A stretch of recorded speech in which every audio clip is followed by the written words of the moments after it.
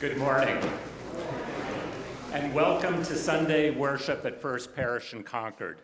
My name is Bruce Blumberg. My pronouns are he and him, and I'm honored to serve on the governing board. First Parish is a member of the Unitarian Universalist Association of Congregations, and love is at the center of all we strive to do and all we aspire to be. Welcome to all joining us both in our sanctuary and on Zoom. If you're visiting or new to the congregation and need assistance during the service, please chat with your online Zoom host or see one of our ushers at the rear of the sanctuary. Immediately after the service, you're invited to stay for coffee hour in the parish hall, where members of the welcoming and membership team will be available to answer questions and help you get connected. As your governing board rep for the morning, I will be available for questions and conversation. Please come say hello. First Parish is a lively congregation with many ways to get involved. Please check out the bulletin inserted in the order of service for upcoming opportunities. This morning, there will be no Little RE childcare or religious exploration programs due to the February vacation. Children are welcome in this morning's worship service. Please feel free to use the Soulwork art supplies in the vestibule by the great doors that you entered through. There is also plenty of wiggle room in the parlor where young children accompanied by adult caregivers may play with toys and puzzles while our service is live streamed. Little RE and religious exploration will resume next Sunday. I also want to let you know that there's an opportunity after worship today for anyone who may have a role in locking up the building after a program or committee meeting to join our wonderful facilities manager, Nigel Watson, at 11:30 for a guided walk through the building and our lockup procedures. Stick around until 2 p.m. and join the Reclaim Our Democracy group and Rebecca Riccio in the parish hall for a 2-hour free marshal training, which will involve strategies for de-escalation and maintaining safety at nonviolent direct actions. Welcome once again. To gather and worship is a sacred act, and your presence among us is a blessing. We are glad and grateful that you are here.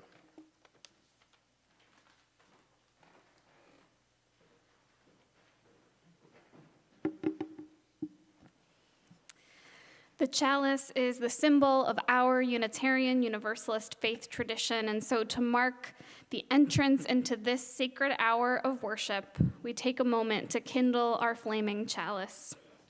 After I light the chalice, I invite you to join me in the chalice lighting words as found on your screens and orders of service.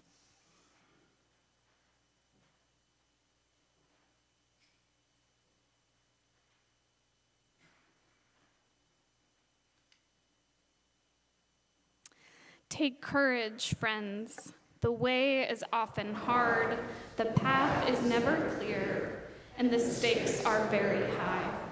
Take courage, for deep down there is another truth.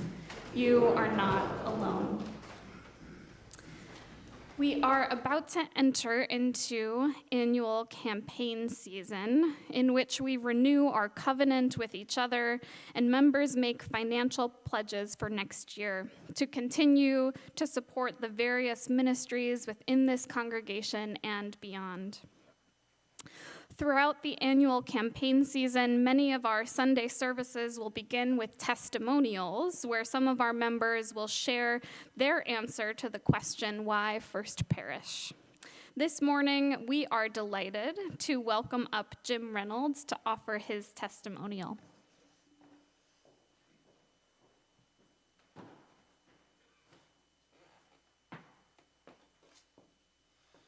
Good morning. I'm Jim Reynolds. This is my 29th year, I think, pledging at First Parish. I've pledged over the course of 6 jobs, 5 houses, 4 companies, 3 careers, and 2 wives. In times good and bad, the amount has varied with my circumstances, but always I have stretched, and the stretching is what has mattered. In good times, I've completed my pledge and then been able to help out with a worthwhile project around the parish. And in stretch years, I have barely made it.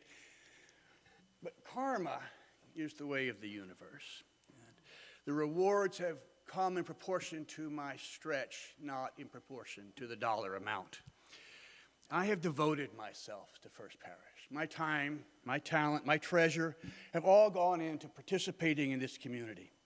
I have sung with tears in my eyes during anthems, but only because I came to choir practices when it wasn't convenient. I've sat in amazement at Funderburg dinners to see what our social action community has done to help dozens of young people launch themselves into lives and careers they could not possibly have imagined without our help. I have led social action projects when asked, and I have served on the cleanup crew for many events. I have participated. I have received visits when I have been laid up myself, and I have received care and meals and people coming to see me, and I have sung in the homes of the sick and the dying with by your side singers. And I have pledged as much as I could as life circumstances have changed. In some cases, the rewards are quite clear. When my daughter was 13 or 14, she sat at dinner one night and she said, "We started sex education today in school, and it was so dumb. Everybody was embarrassed, and they stared at the floor. In Owl, we all just talked." And I said to my wife, because this was during pledge season, "What would you pay to have your 13-year-old daughter have that kind of comfort in mixed company with a subject matter like this?" Because I would pay a lot. So come along. I hope you will devote yourself to this community, to this place. The rewards come in proportion to your commitment, but nothing in life is more sacred than family and community. It gives our lives meaning. Devote your time, your talent, and your treasure. You will be richer than you had imagined. So let me close with the words of Rumi that we often sing to each other here. Come. Come, whoever you are, wanderer, worshiper, lover of leaving. Ours is no caravan of despair. Come. Yet again, come.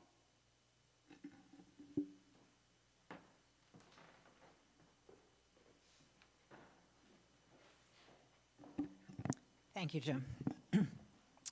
I am not Reverend Jennifer Crawford, as it says in your order of service. My name is Beth Norton. My pronouns are she, her, and I serve as your minister of music. Our call to worship this morning is the words of the Reverend Dr. Rebecca Ann Parker. Even when our hearts are broken by our own failure, or the failure of others cutting into our lives, even when we have done all we can and life is still broken, there is a universal love that has never broken faith with us and never will. I invite you to rise now to sing hymn number 34 with me, "Though I May Speak with Bravest Fire." To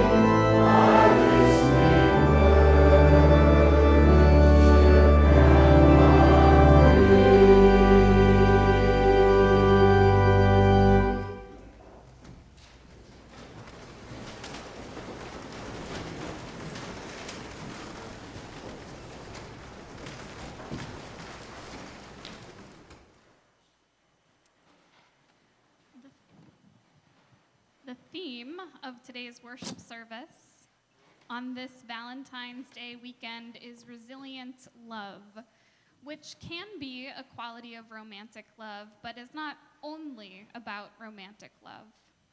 For our Time for All Ages this morning, Carolyn Kopp and Phil D'Amico, two members of First Parish who have been friends since 7th grade. Yeah, whoa is right. They're going to talk a little bit about what makes friendships resilient for the long haul.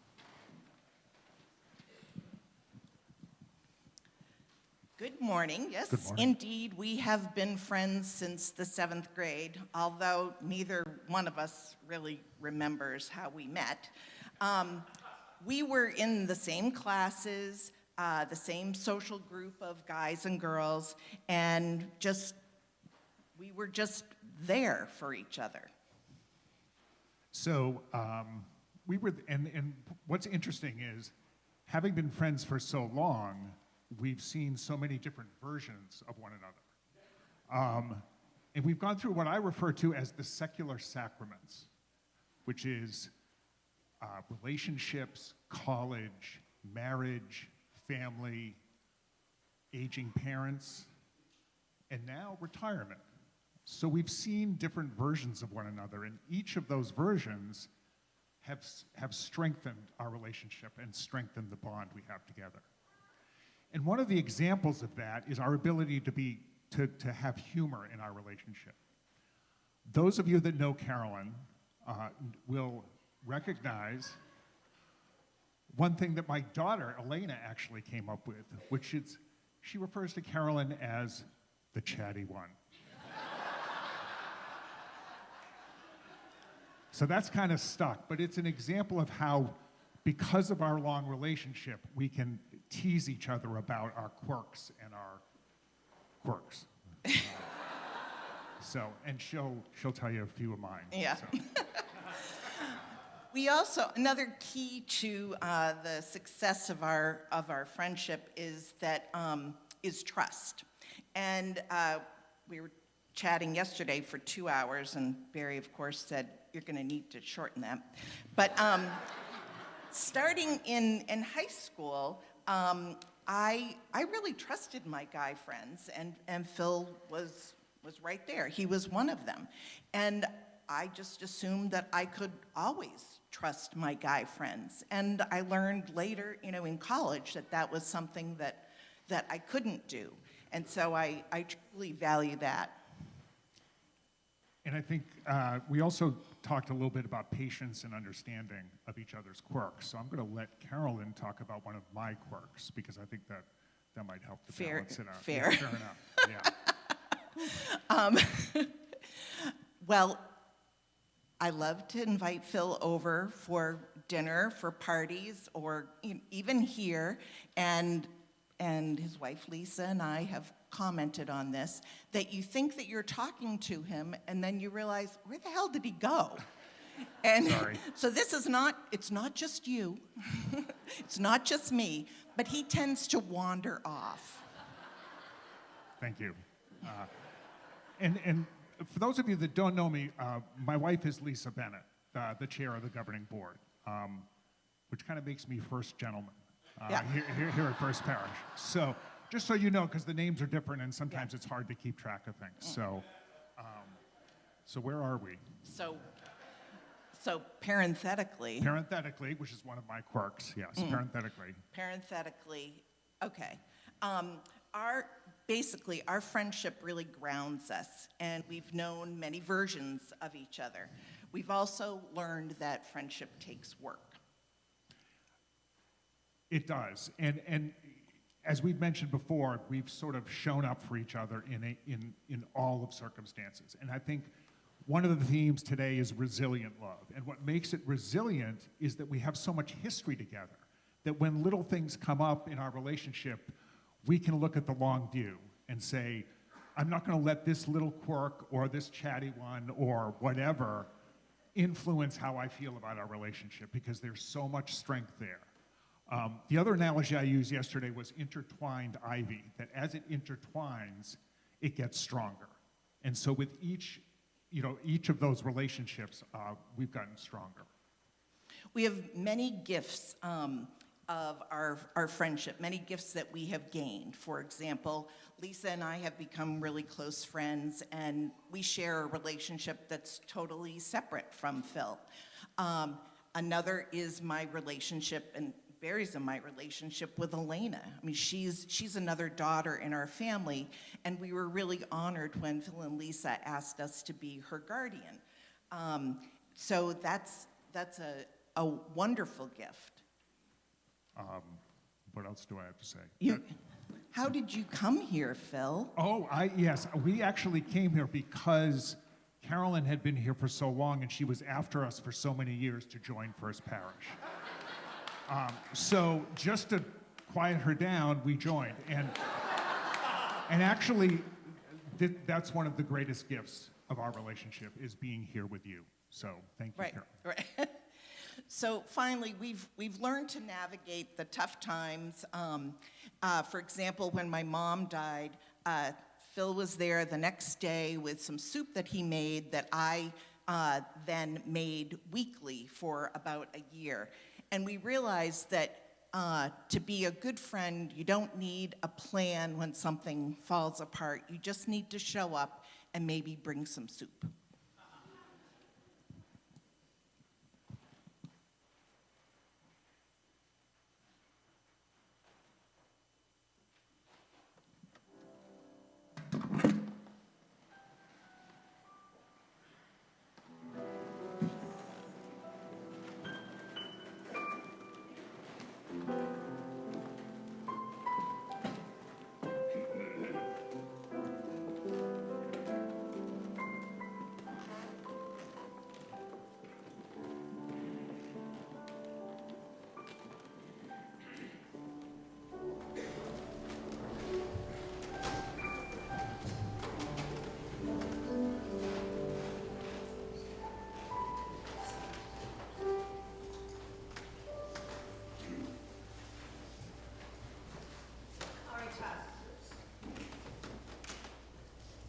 Caritas is a movement from a larger work called Illuminate, which we sang last spring. And the words are in Latin, so I thought I would give you a translation before we sang. They were written by the 12th century Sibyl of the Rhine, Hildegard von Bingen. And here's the translation. Love abounds in all, from the depths most excellent to the highest stars. She has given the highest king the kiss of peace. Caritas.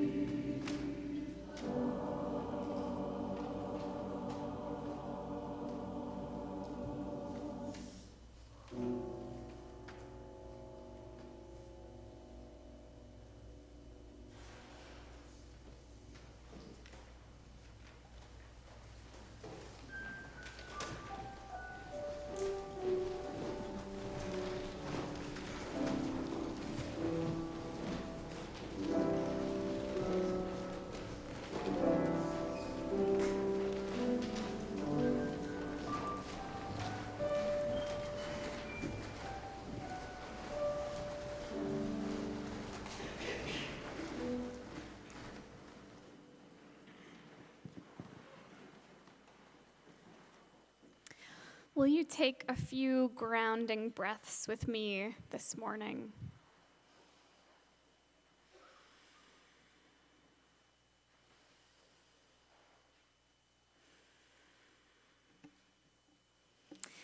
And will you join me in the spirit of meditation? You might close your eyes as you do, or soften your gaze as you are comfortable. Let your shoulders drop. Let your jaw unclench. Notice the places where your body is supported by the earth. Perhaps that's your sit bones on the chair, your feet on the ground. And I invite you to bring your attention gently to your chest, your heart. Is there a place there that feels tender, a soft spot? A place that has known love and maybe also known loss. No need to fix or diagnose or rush the noticing. Just allow.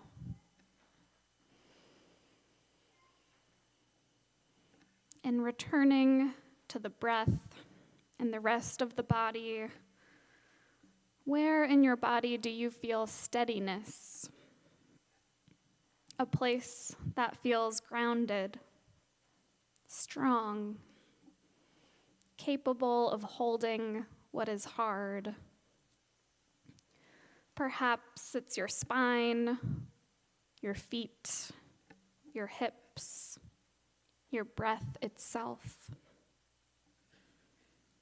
Perhaps you take a moment to breathe gratitude into that soft spot in your heart and that resilient part of your body.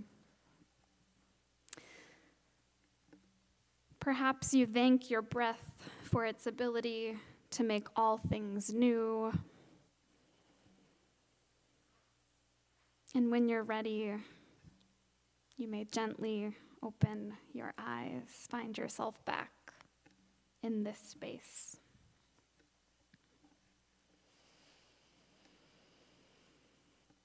As a community of faith and spirit, we bear witness to each other's joys and sorrows, and we take on the prayers of one another's hearts. This morning, it is with a heavy heart that we share that Richard Kell Kelleher's sister, Patricia, who, according to Kell, was the center of our family and suffered her whole life from cerebral palsy, but lived into her 7th decade, passed away on Monday, February 9th. Please join me in sending care to Kell and all who knew and loved Patricia this week. We also share an update from Bill Claybrook that he is dealing with some complications in his post-op journey after a recent pancreatic surgery. He is currently at Emerson Hospital awaiting a transfer to MGH in Boston. Please keep Bill on your hearts and in your prayers this week. He welcomes cards, emails, notes during this time. Who else, where else is on the forefront of your mind or heavy on your heart this morning? As you feel moved, you're invited to type into the chat box if you are online, or share aloud quietly from the pews if you're here in the sanctuary the name of someone or somewhere that's close on your heart this week.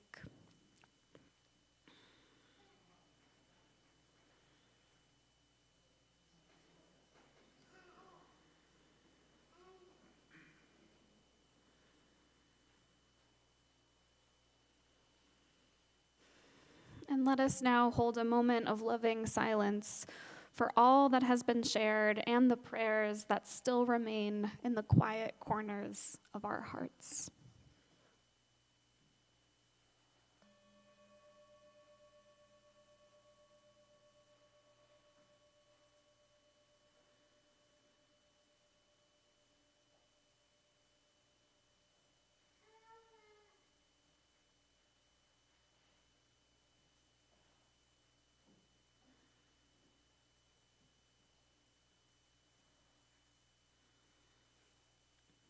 Amen.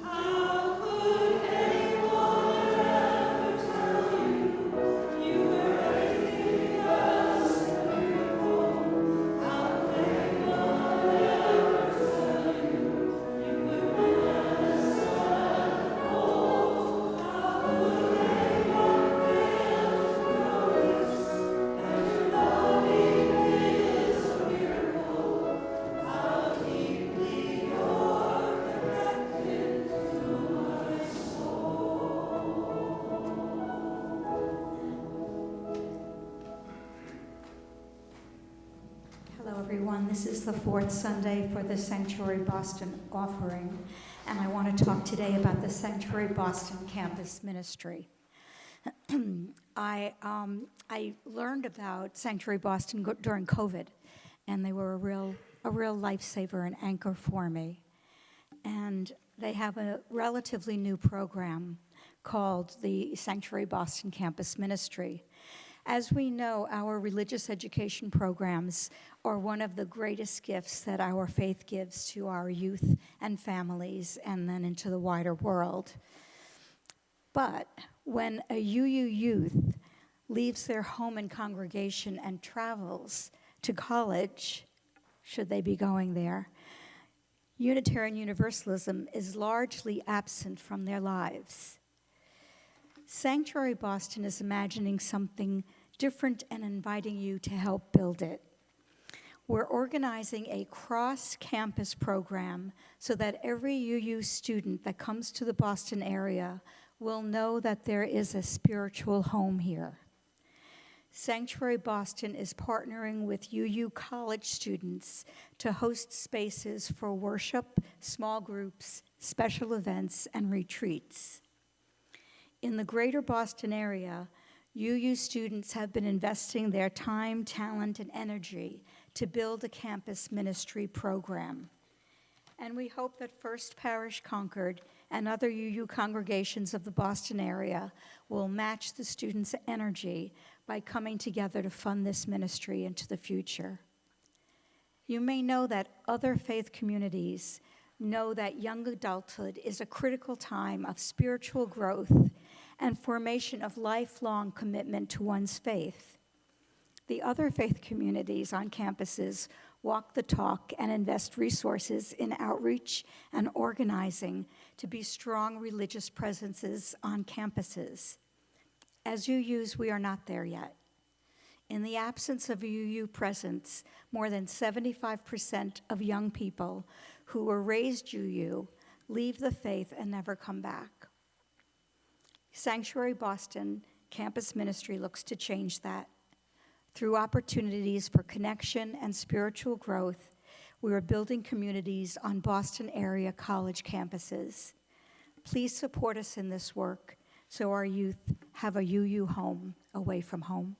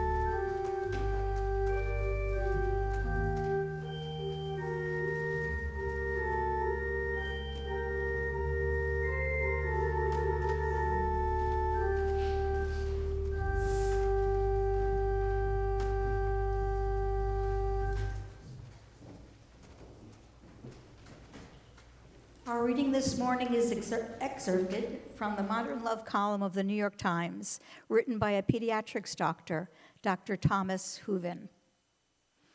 I started my pediatric residency on the cardiology unit, which was appropriate. My heart had a giant hole in it. Just after I graduated from medical school, as I was moving into my fiance's New York apartment, she ended our relationship. Timing. He later goes on to describe that relationship and says, as a couple, we did not fight. Our relationship was conceived from a need for security and stayed small, quiet, and safe. We came together in the disorienting haze of parental conflict as high schoolers, and from the start, we shared a tacit assumption that fighting meant losing love. At the end, surrounded by cardboard boxes we had spent the day hauling into her living room, I asked over and over, why was she leaving me? I don't know, she said. After more than a decade together, that non-answer amazed me. It seemed the most brutal response possible. But now, more than 5 years later, her response seems less surprising and more diagnostic of why we failed.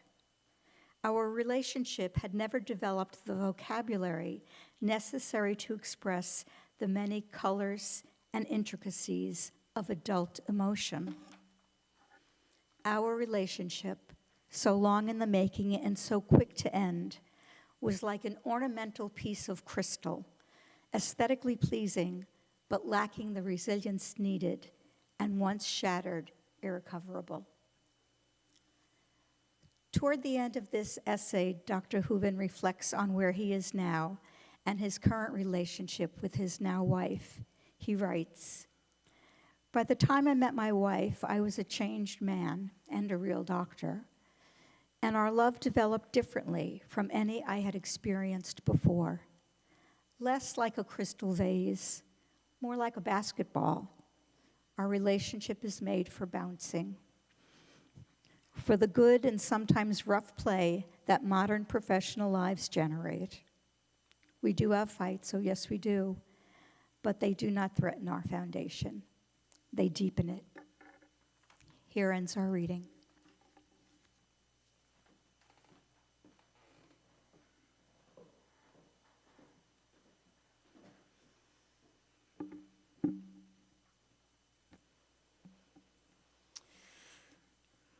One of my dearest friends in the world, her name is Madeline, and we met in college.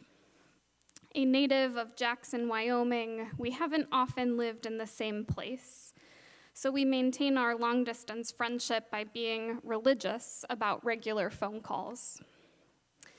I remember one summer, a few years into our friendship, I was preparing for a backpacking trip where I would be out of cell service range for days on end.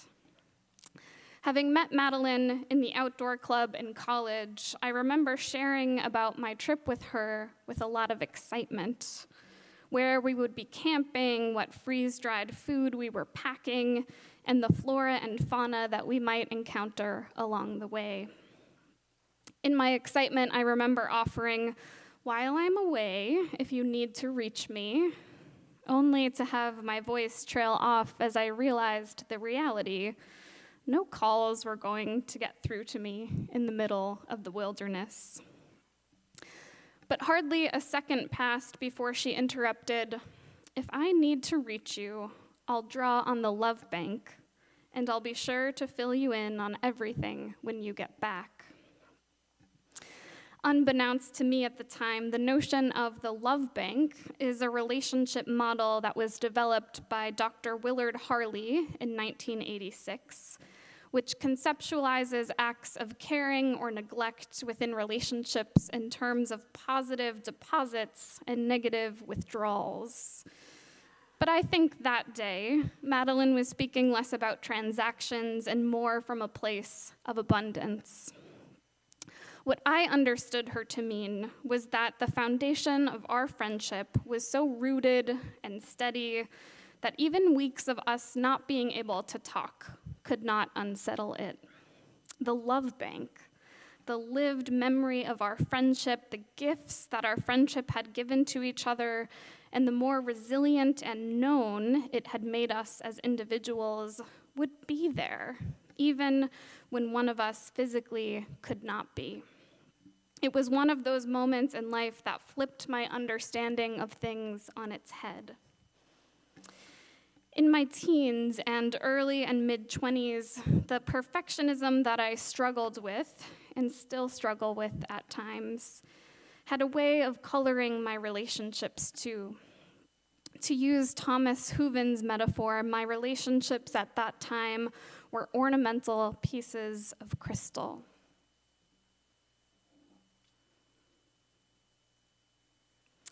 In my mind, there was this secret formula wherein, once discovered, I could move through a relationship without hurting the other person or letting them down or making them uncomfortable.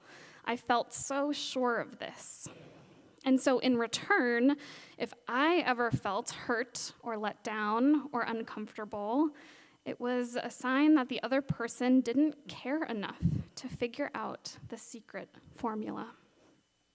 Or if I was the one to err, shame would beget defensiveness and a feeling that we must be incompatible for this to have happened. Either was often the beginning of the end.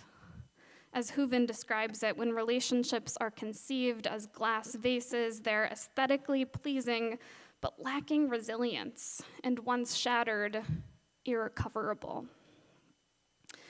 Madeline, my partner Ben, and a handful of other friends and family members have slowly and surely taught me that relationships can be understood differently. They have shown me that we can draw on the love bank when our friend is not able to show up in the way we would have wished they could 100% of the time. They have taught me that I am allowed to have a bad day within a relationship, allowed to make mistakes, allowed to fall short sometimes. They have revealed to me that anything less than that is not exactly love, but rather infatuation, which is why it can break so easily. These folks have helped facilitate my own paradigm shift in line with Hooven's. They've helped me trust that love can be more like a basketball.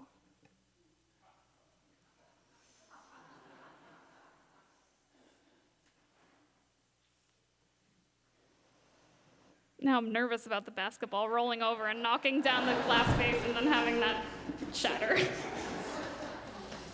Love can be more like a basketball, made for bouncing, resilient. A love where both parties are allowed to misstep and flail and flounder, and the important thing is the way that we bounce back up when we do. The way we come back to each other after we hit the floor. I can only assume that whatever paradigm dominates our concepts of love and friendship colors our relationships of all kinds, including relationships a little less close or intimate within congregations, neighborhoods, and civic groups. If we understand friend and family relationships as glass vases, always teetering on the edge of collapse, we probably see these other relationships in such a light.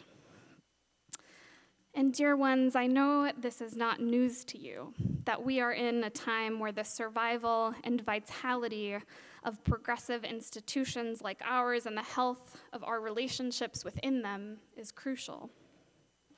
We know that mass noncompliance is a necessary response to the rise of an authoritarian government who is looking to consolidate power. And mass noncompliance depends on our ability to work together and find ways to heal and to repair relationships when they have frayed so that we can stay in the fight. In other words, to find ways to be basketballs rather than glass vases.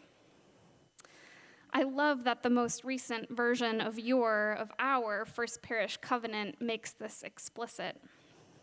When in conflict, it says we talk with each other, not about each other. We listen without judgment, seeking understanding and acceptance, trusting in forgiveness and reconciliation when mistakes are made. We strive to be brave and risk vulnerability. We seek goodness while we do not expect perfection. As an individual participant in this community, whether you are a member or a visitor, where do you feel like this part of our covenant is done well? Where do you feel like, as an individual or congregation at large, we could be doing better?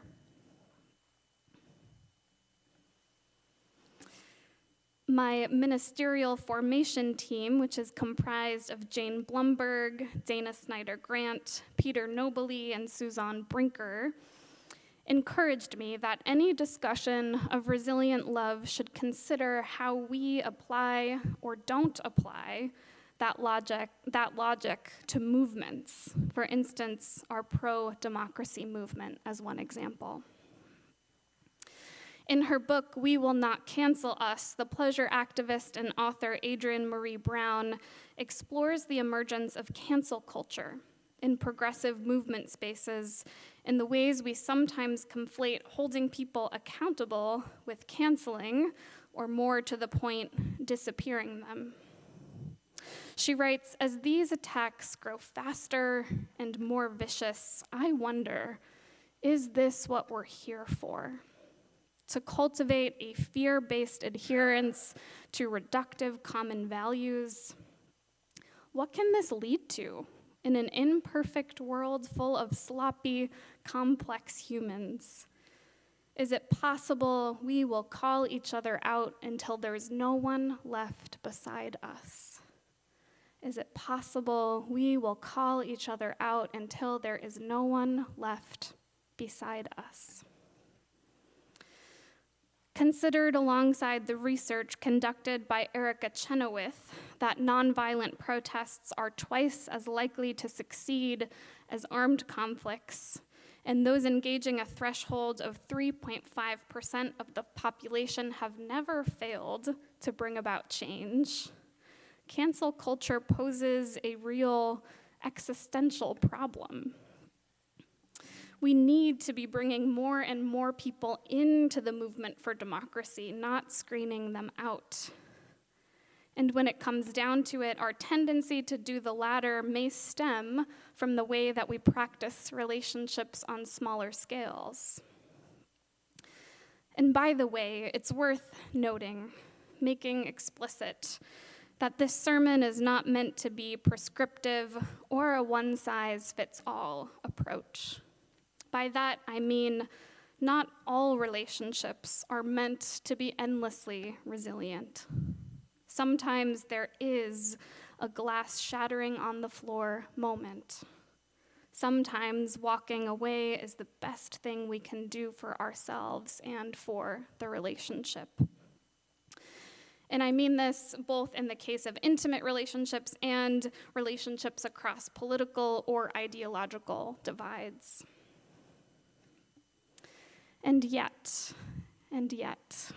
dear ones, what would it look like to know ourselves as whole and holy, even as we come to terms with our growing edges, our imperfections, and the ways that we have and will continue to cause harm?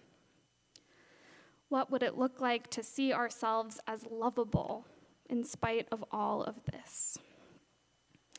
What would it look like to relate to those around us with a similar compassion, spiritual maturity, and grace? What would it look like for us to practice resilient love as a discipline within our most intimate relationships, and then spiraling outward here at church? What if we understood ourselves as made for this moment? Even if we struggle to find our way in or to find the time, even if we've never thought of ourselves as activists, much less revolutionaries.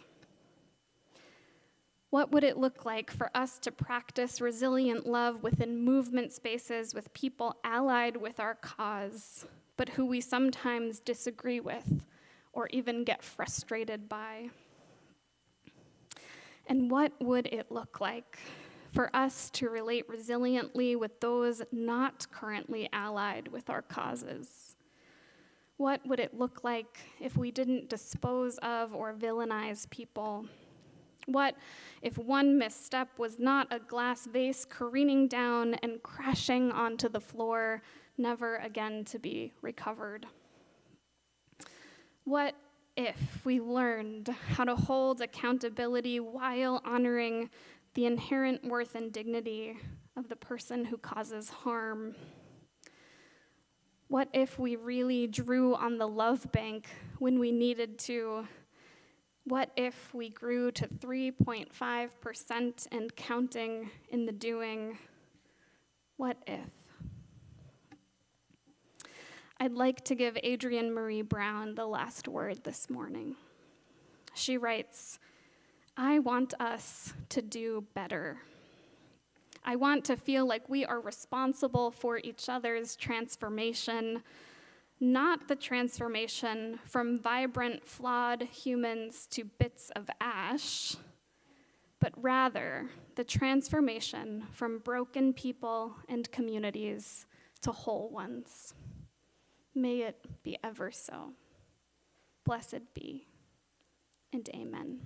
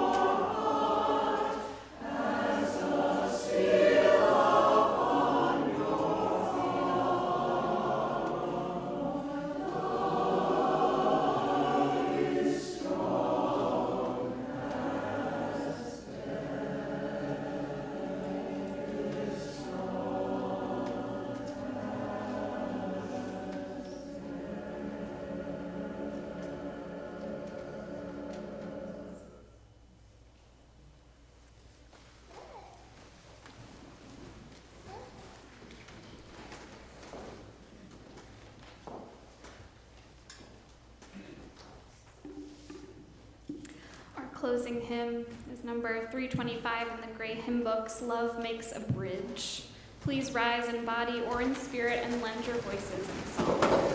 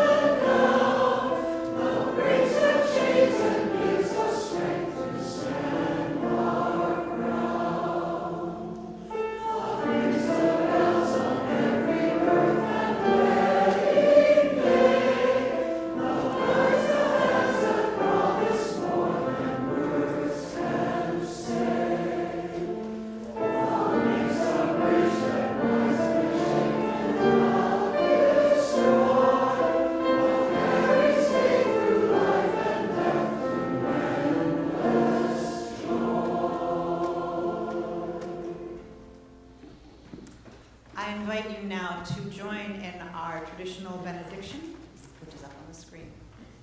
Go out into the world in peace. Have courage.